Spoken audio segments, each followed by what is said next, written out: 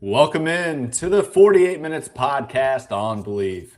I'm Ross Geiger, the former NBA video coordinator, and I'm joined alongside Bruce Bernstein, our four-time Emmy Award winner, who spent more than 3 decades at ESPN producing NBA shows, SportsCenter, and soaking up knowledge from the best hoop analysts in the business. Also joining us is the 2-time Emmy Award winner, Michael World B. Freer, who's a senior writer at Stat Factor, specializing in writing advanced statistical NBA reports for various announcers across the league.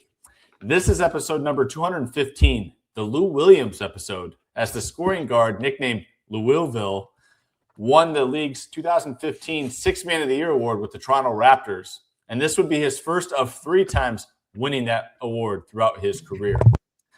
Now, guys, we had a big trade go on last week, and former franchise leader of the Atlanta Hawks, Trae Young, was traded to the Washington Wizards. We talked about it on last week's show as Shams broke the news that Trae Young and his representatives were looking for a way out of Atlanta.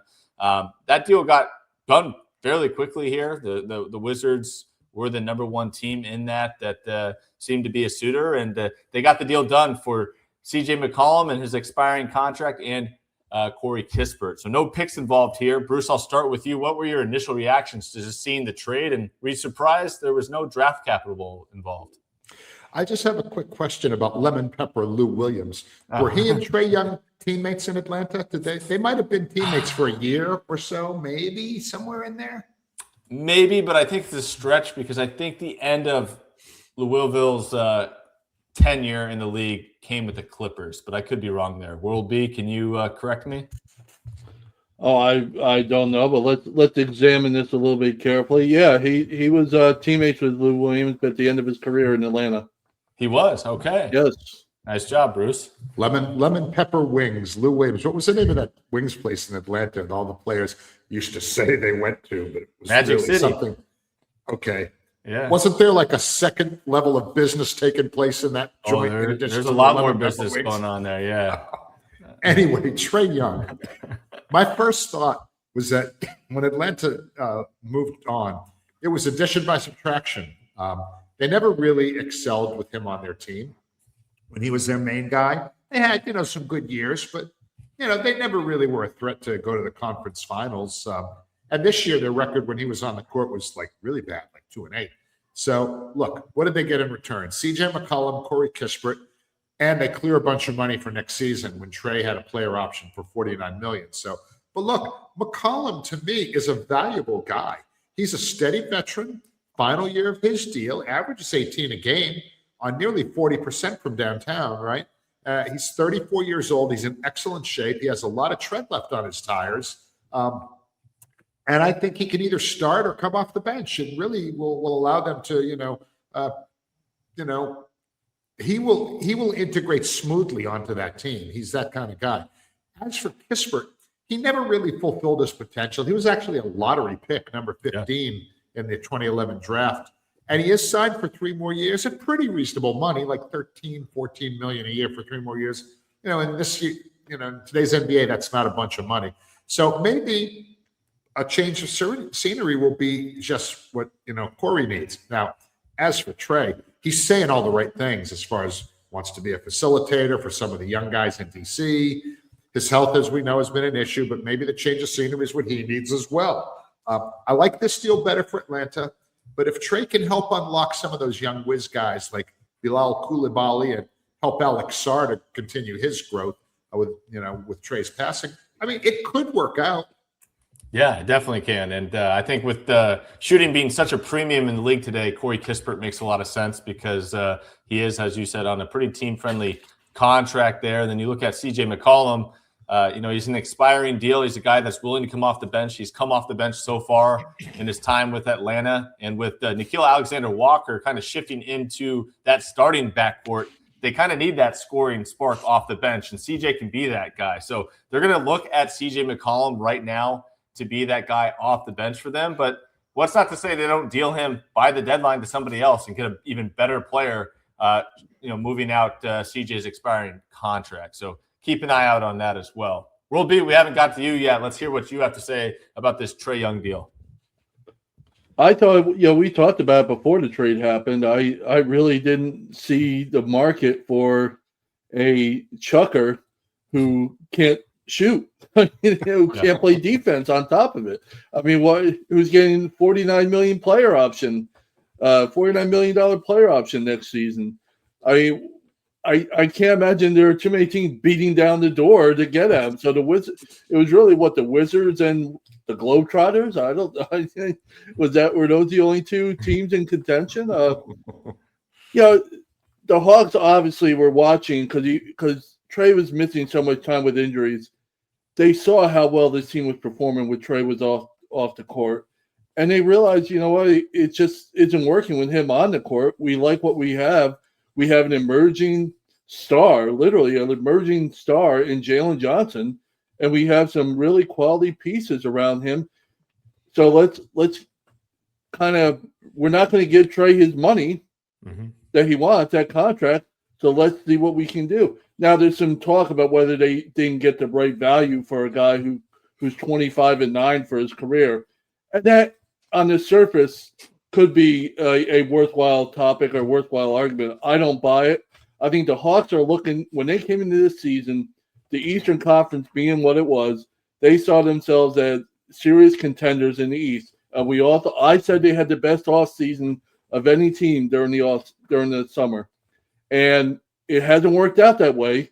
They're battling the 500 mark, and they're starting to get on a little bit of a roll. They're 5-2 since in their last 7 games, and I think they're looking at this as, we're not giving up on the season, but I think we can get enough to get into the playoff mode, get out of the play-in field, and maybe once that happens, with a veteran like CJ McCollum, with the guys that we have, maybe we can really turn some things around and make some noise in the East, which we got to say here, it's the Pistons, it's the Knicks, it's the Celtics.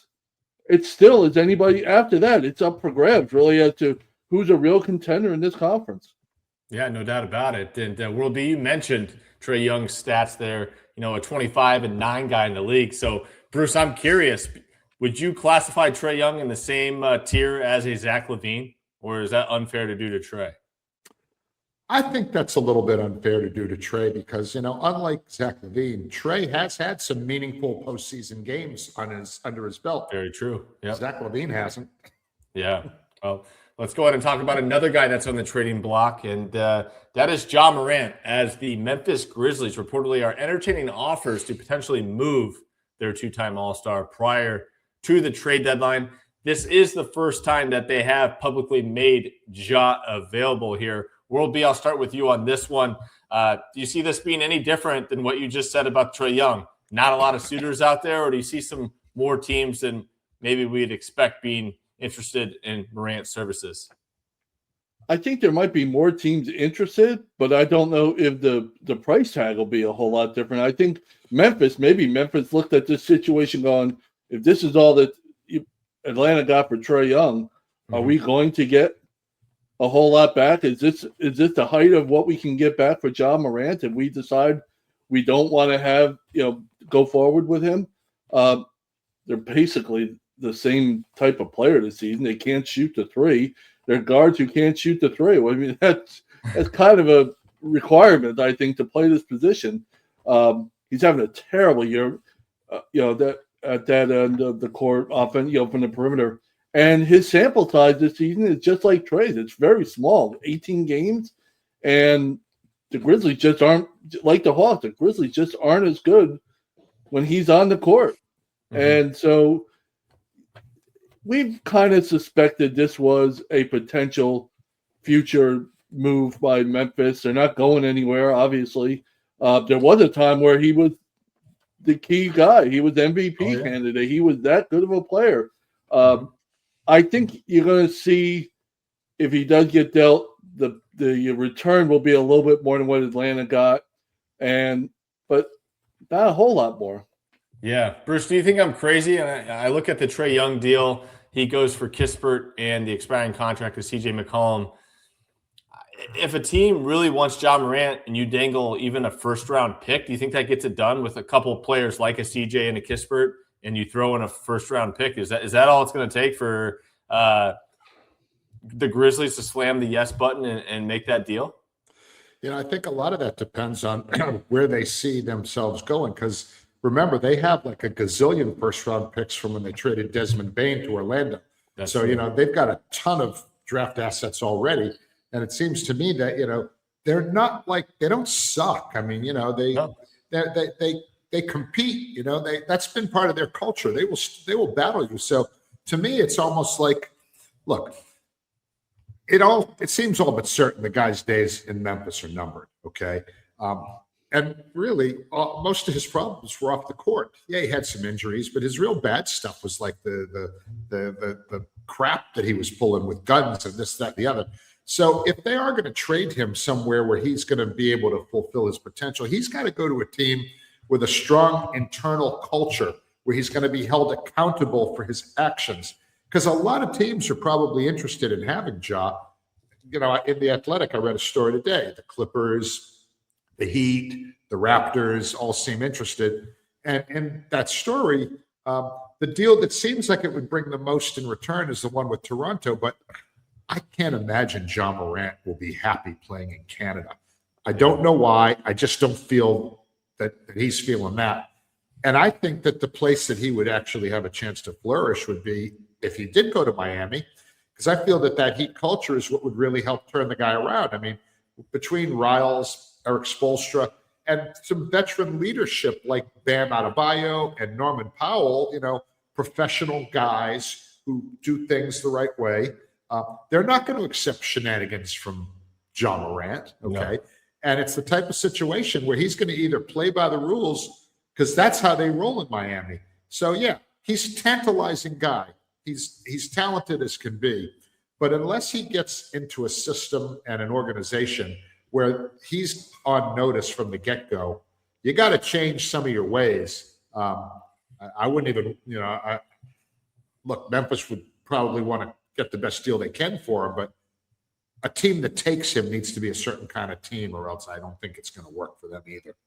Yeah, I totally agree with that. And one rumor that I saw that I said, geez, I really hope it doesn't go this route, except for the entertainment factor for all the wrong reasons, is the Sacramento Kings sending DeMar DeRozan, Devin Carter, and some draft capital to the Grizzlies for Ja to kind of make up for their De'Aaron Fox trade. I mean, you look at what they got for De'Aaron Fox, you almost forget they got anything back in that deal. And, of course, they also shipped out Halliburton prior to Fox. So why not triple down here and try to get Ja Morant to kind of clean up the mess there at point guard, and probably in some way or fashion, just given the culture right now in Sacramento, it's only going to be even worse.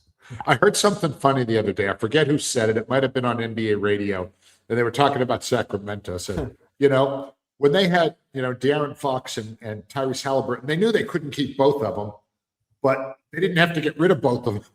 No, especially not Halliburton, who said he wanted to be in Sacramento for the long run. He was bought into the rebuild, into the city, into the community, and just to trade him off like that out of the blue and kind of surprise even Halliburton at that time, I mean, was a huge we are talking about a franchise that took Marvin Bagley over Luka Doncic. We are, yes. And that's been funny this week, too, because a lot of people have gone back to that Trae Young deal because the Hawks traded. Yes. And I'm like, well, how are the Kings getting off this scotch-free? They took Bagley. I mean, come on. So, the other issue in this thing, we're talking about two basically injured, underachieving players. For all their numbers, are not impactful players anymore between Ja Morant and Trae Young. The contract situation is different. I don't suspect that the Hawks once they decided they weren't going to give Trae his extension, they certainly didn't want to give him the player option. They didn't want the player option to kick in next season and hamper them, so they wanted to get rid of him. So that's probably why they took a little less. The team that goes after Ja Morant probably got to pony up a little bit more because the salaries. He's still got, I think, 2 more years after this year with about 40 or 44 mil, whatever it is. So what you're getting for 2 there. years. 87 over the next 2 years. So there you go. So what you're getting there. And so if you're going to trade a deal, it's funny you mentioned the Kings because at this point we're talking one bad contract for another bad contract. Yeah. Who's a bad player with a bad contract or an underachieving player with a bad contract? One of these situations. Sure. DeMar DeRozan, by the way, is having a good season, so that's not fair to put him in that this lump of underachievers. But we're just talking about one bad franchise sending over another, trying to take on somebody else's contract. You're not going to get a whole lot more than what you got for Trae Young, but probably a little bit more. Yeah. Now, Bruce, we've talked about Trae Young and Ja Morant, so now it begs the question: if you were a GM, would you rather trade for Trae Young or Ja Morant? As far as who would you rather? I mean, it's a really close call, but I'd be more willing to take a shot on Morant. Although, as we said, he signed for 2 more seasons for a total of $87 million. I just feel he's a bit more talented than Trae, even though he is an even worse three-point shooter, averaging just 31% for his career.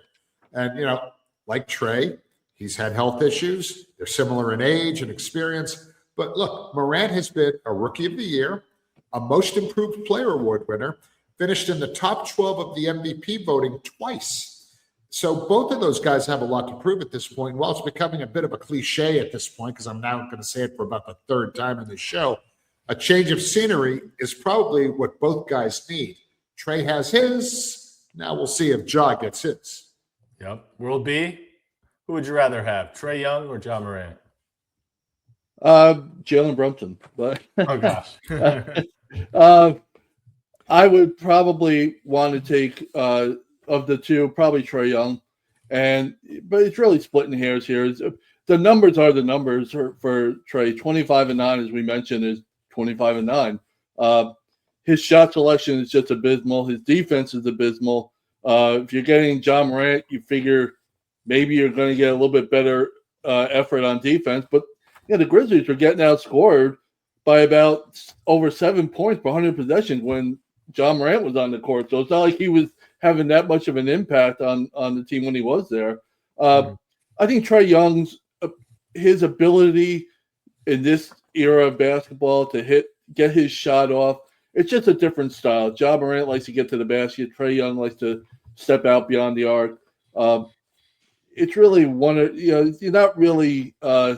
it's not really a big win, one or the other. I would take Trae Young just because I got a feeling he has a better chance to lead my team a little bit further in the postseason because he's done it.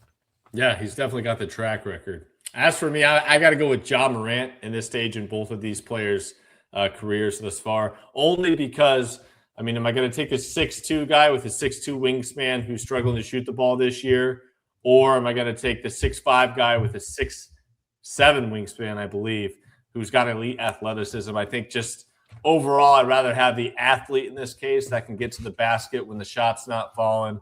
And we've seen what Ja can do when he's playing at an elite level.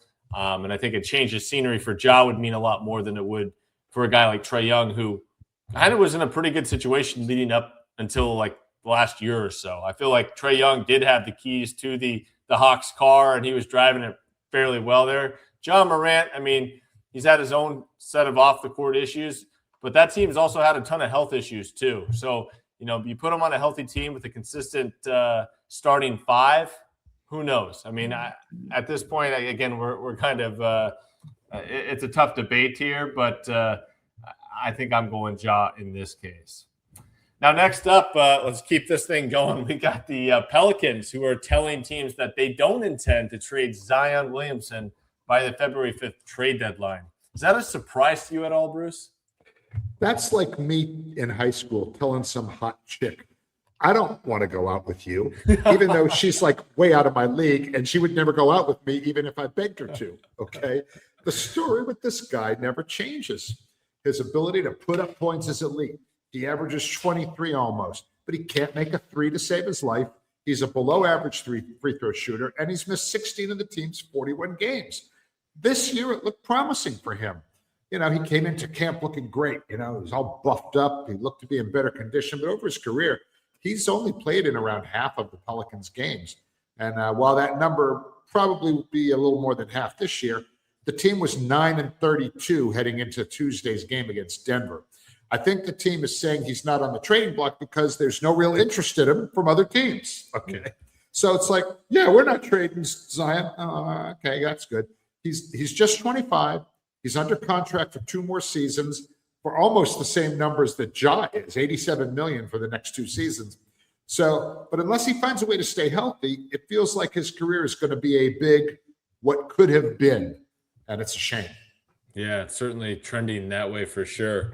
World B, we're talking about one of your favorite teams here. What's your thoughts on the Pelicans saying that they don't intend to move Zion?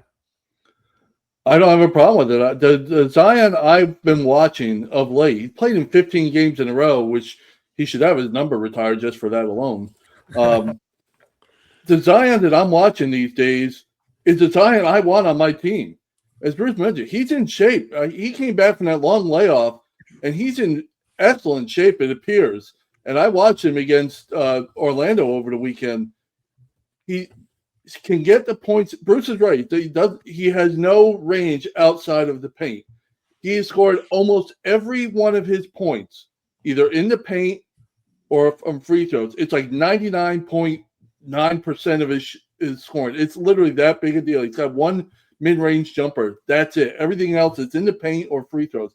But he's still getting 20 some odd a night. He's still one of the leading scorers in the paint. When he's the way he is right now with the quickness and the strength, he's really tough to defend. He's really a all-star quality player. I firmly believe that. As Bruce mentioned, can he stay healthy? He's really trying. He, like I said, played 15 games in a row. There's still a train wreck of a team, although they really did have the Magic on the ropes for a long time in that game on Sunday before Orlando pulled away in the 4th. But I think if you look at the player he is right now, he still can't grab a rebound. I can't imagine a guy that big not being able to grab rebounds, but there it is. I have the same belief over Brook Lopez over his career. 7-footer, great guy, great player, can't grab a rebound. How is that possible? That being said, the Zion Williamson I see right now, I'm fine with having him on my team. All right. Well, I mean, as for me, I think if he's playing this well right now, it's only more reason to try to trade him, if you ask me, especially given what they did this past offseason to move up to get Derek Queen, losing and giving up their own first-round pick. I think if someone came calling with a non-lottery protected pick in next year's draft, you'd have to consider it. But I certainly would agree he is playing much better basketball consistently, staying healthy on the floor, and he does look to be in some better shape. But it's almost like the sell high approach in my mind.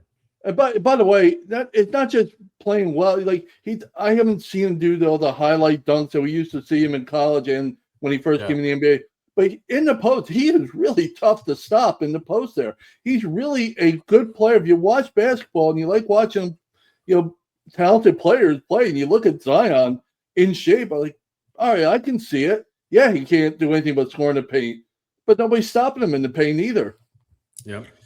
They should, when he gets down low, I mean, I'd be fouling that guy. He's not a good free throw shooter. Well, I think he's 70% this season, Bruce. He's not terrible. 70s, but 70 is not great. I mean, when his field goal percentage is like 59%. It's not Shaq either. Right. Yeah.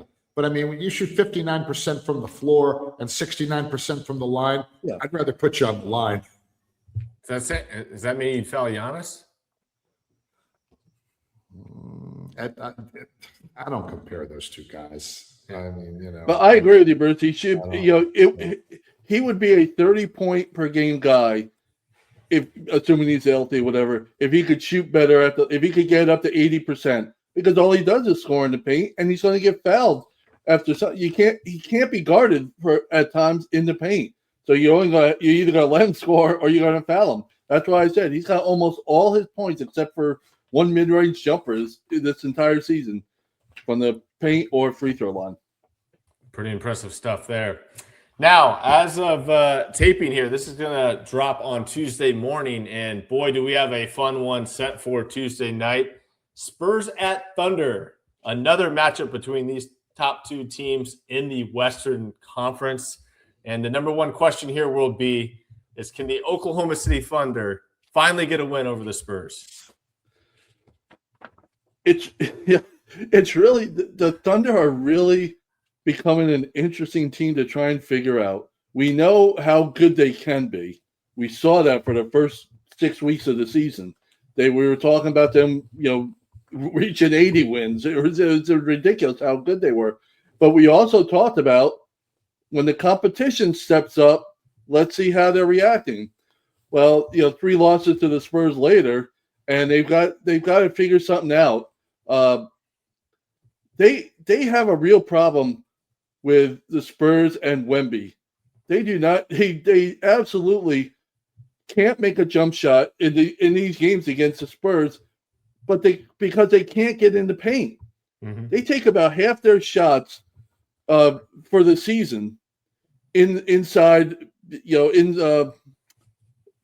the paint. I'm sorry, about half of their shots come in the paint against everybody else. Against the Spurs, it's like 41% because of Wemby. But now they're not hitting those shots. You got to hit those shots outside the paint if you want to compete, and they haven't been able to do that so far in the 3 games. They're just a really hard team to figure out right now. I mean, who gets blown out at home by the Hornets? I mean, they got blown off the floor with a healthy roster basically on their outside of Isaiah Hartenstein. Everybody else was in full strength for that game, and they got the doors blown off.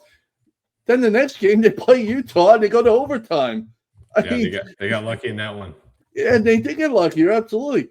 But then they turn, then the next game they beat Memphis by 1.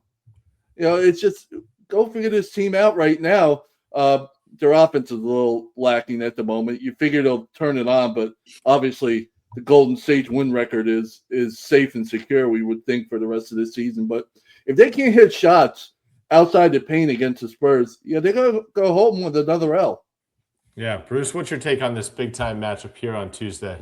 Well, heading into the season, almost everyone expected the Thunder to repeat and the Spurs to be an improved team, right? OKC still in all, after all of the trials and tribulations, they still have the best record in the NBA. But as World B mentioned, we've all kind of tapped the brakes on predicting 70 wins for this team. I don't think that's not happening. Now, the Spurs, as we know, have exceeded all expectations. They're 3-0 against the Thunder with their previous 2 wins by 20 and 15 back in late December. Now, while most observers felt going into the season that OKC's biggest rivals in the West would be Houston and Denver, the young Spurs have emerged as a team that the Thunder have not been able to solve, at least so far.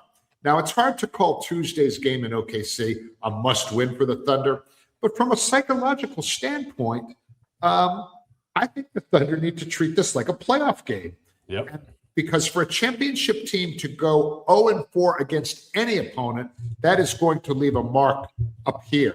They will not forget that, and that gives San Antonio a mental edge over them when they meet again. So normally this would be the final regular season game between these 4 games, but because of the NBA tournament, whatever, there's an extra game, so they're going to play each other 5 times this year, which really will kind of jumpstart that rivalry a little bit because 5 times in one season. That's a big deal. And if they should meet again in the postseason and play a 7-game series, these teams could actually play each other 12 times between now and, the beginning of the season and June. But I do like OKC in this one. I've said that before and I've been wrong, but I really feel like they have to look at this as almost like game 5 of a playoff series. It's tied 2-2.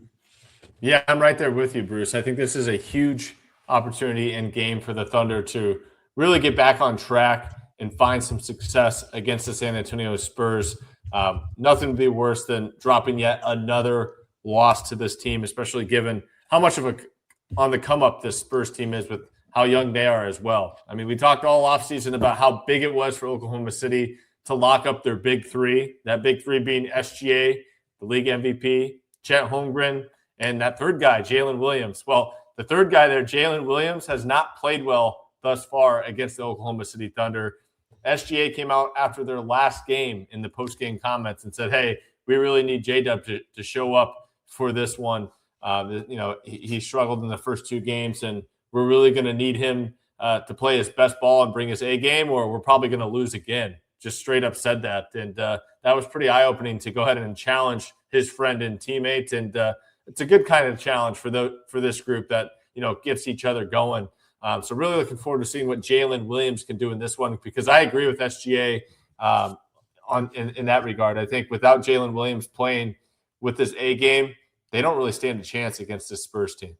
Yeah, and from the Spurs standpoint, we've been talking about, because they are 0-3, we talk about the Thunder angle, which is legit. It's the storyline. Yeah. Can they beat the Spurs?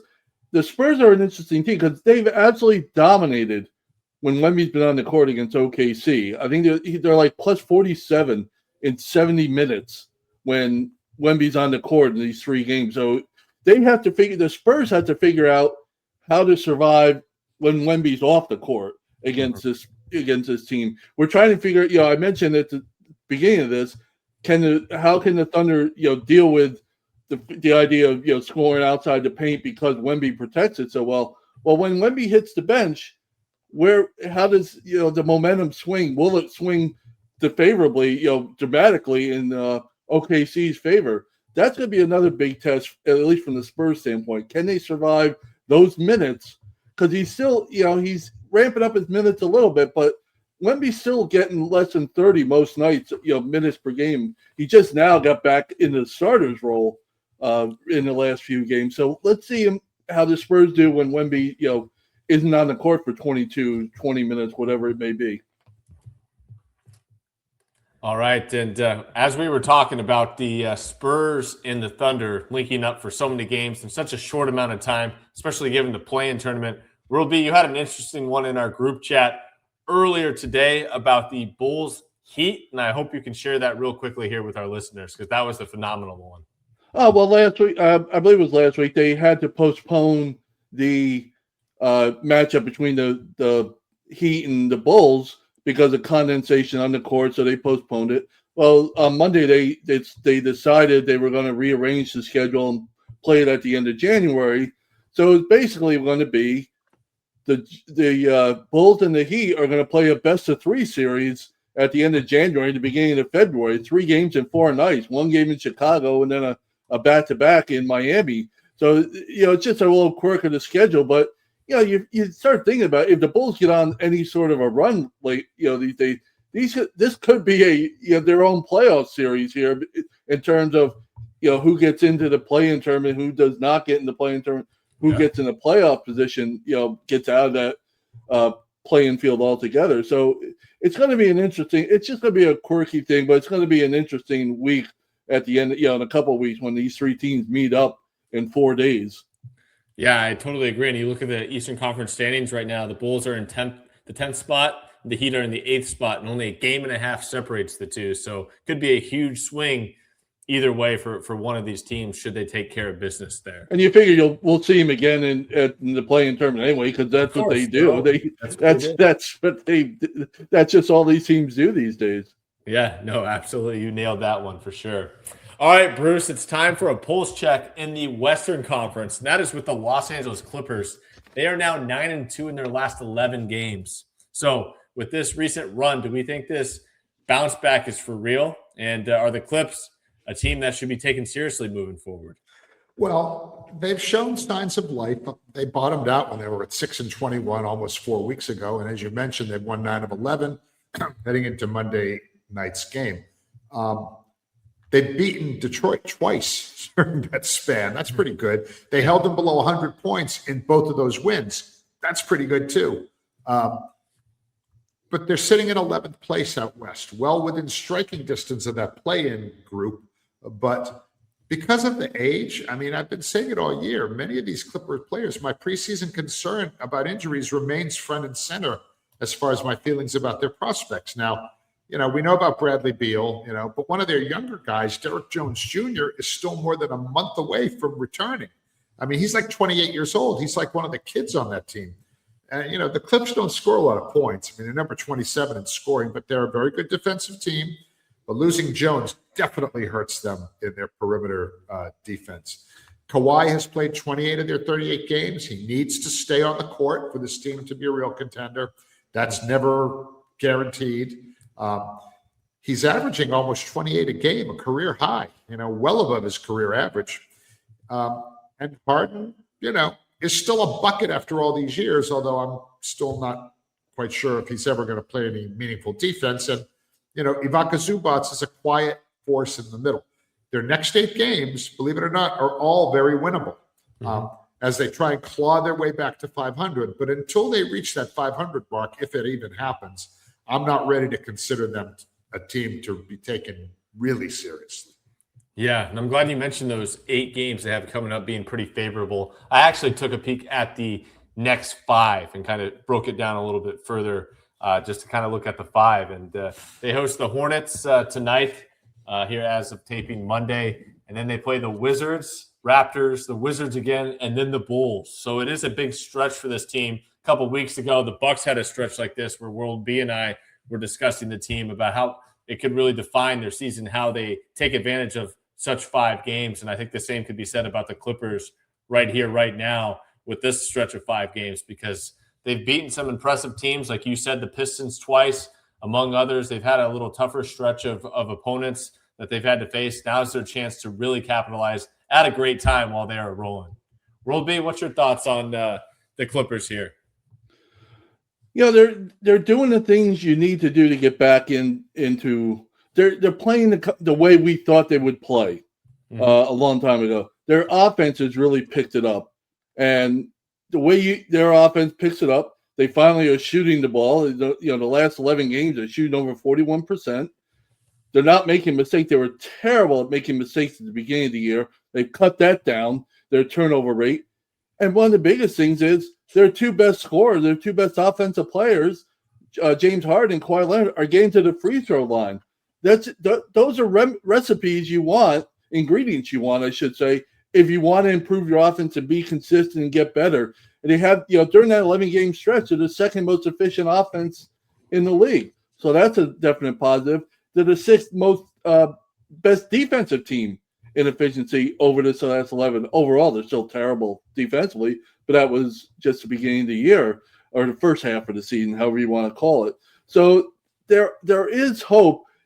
The reason I agree with Bruce, I can't take them too seriously yet, is their 2 biggest games during this stretch, this 11-game stretch, came against the Celtics, came against the Knicks, and both teams blew the doors off the Clippers those nights. So their defense is better, it's improving, but until they can do it against the really big teams, they did against Detroit, so they get marks for that. But they put themselves in a hole where we have to talk about them like this in another 3 weeks. 18-4. We got to see this from them in order to really take them seriously in a really difficult conference, as we've been talking about forever.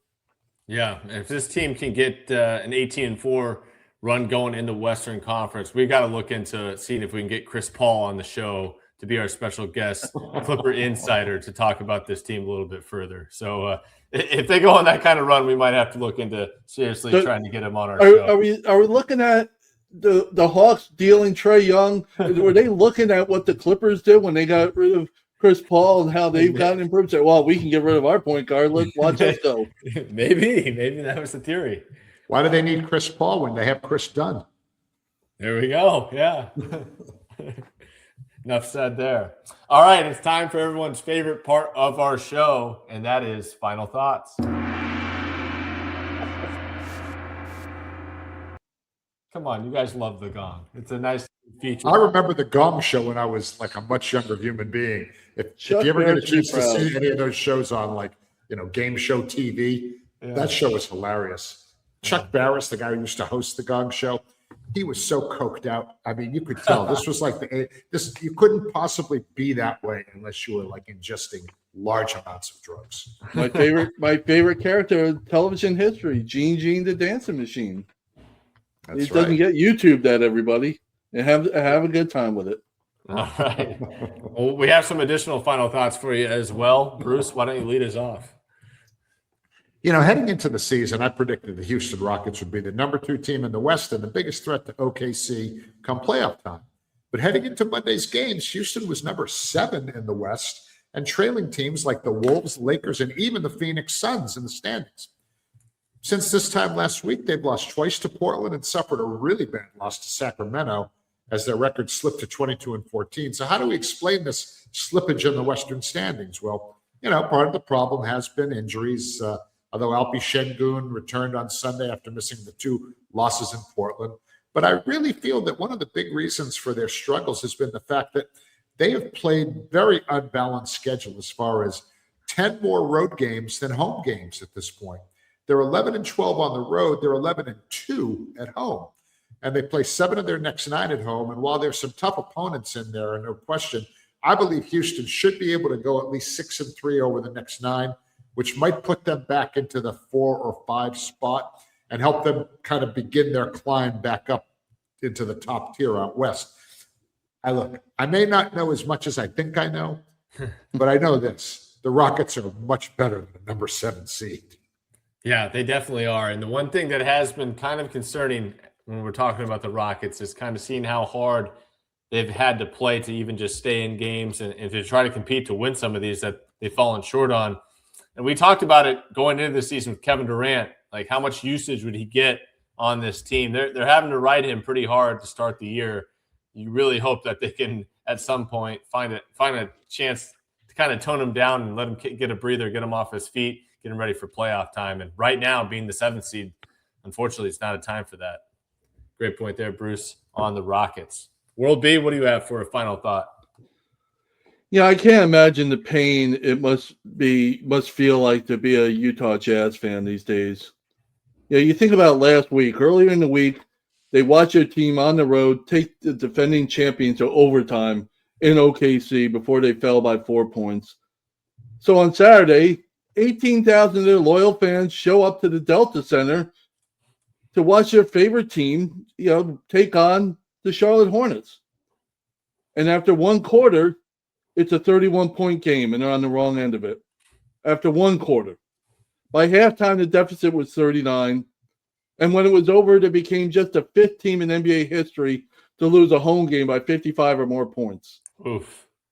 It's just, and even though it was a back-to-back, it wasn't a back-to-back, their best player, Lauri Markkanen, decided to rest. So I can't imagine how frustrating it must be to go through and watch a team go through what they almost pulled off a great win over the Oklahoma City Thunder, come to a game on the weekend, excited to watch this team play, and your best player doesn't want to play because he needs a rest, and the rest of the guys put absolutely zero effort on the court, and you lose by 55. And I don't know if the situation came down that the Utah front office got scared by the fact that they almost beat the Thunder, and it's kind of ruining their trusted process plan that they apparently have in place, and just decided to mail in this game. But it was really an embarrassing display of effort in basketball on Utah's part. And I really feel bad for the fans that probably came to that game Saturday night excited as they've been all year based on what they saw during the week, and then to come home and just come away out of the arena just totally demoralized. Yeah, great point. Karl Malone ain't walking through that door, is he? They would have kept it under 50 if he had been on the court. Even present day Karl could do that.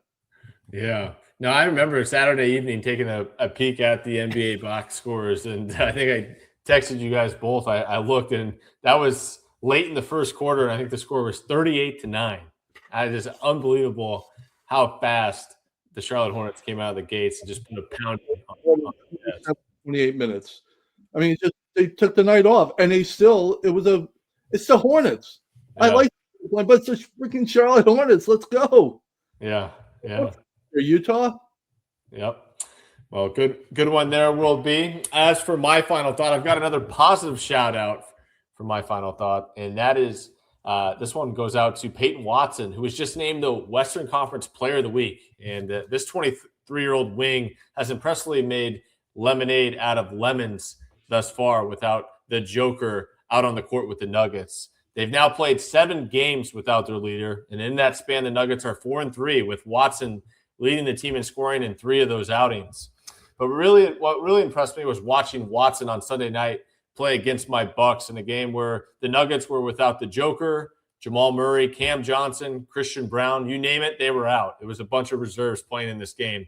Watson played 39 minutes, and not only did he score 19 points, but he actually dished out a team-high 6 assists in this one.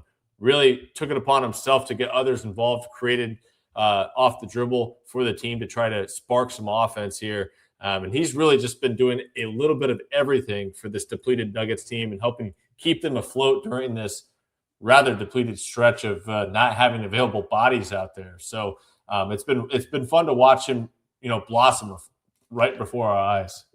He absolutely torched the Celtics last week when they played. I think he made like his first 6 threes or something like that. I mean, he was absolutely on fire as Denver won in Boston, a very close game, and he was the top dog that night. Yep. So shout out to Peyton Watson. Really cool to see a guy like him get his flowers here as the NBA Player of the Week, because usually it's all-stars, superstars that are earning that award. This week it's Peyton Watson, and boy, was it deserved.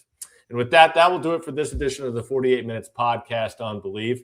Thanks for tuning in. We'll be back with you later this week to be sure you're up to date in 48 on all things around the association. Take care, everyone.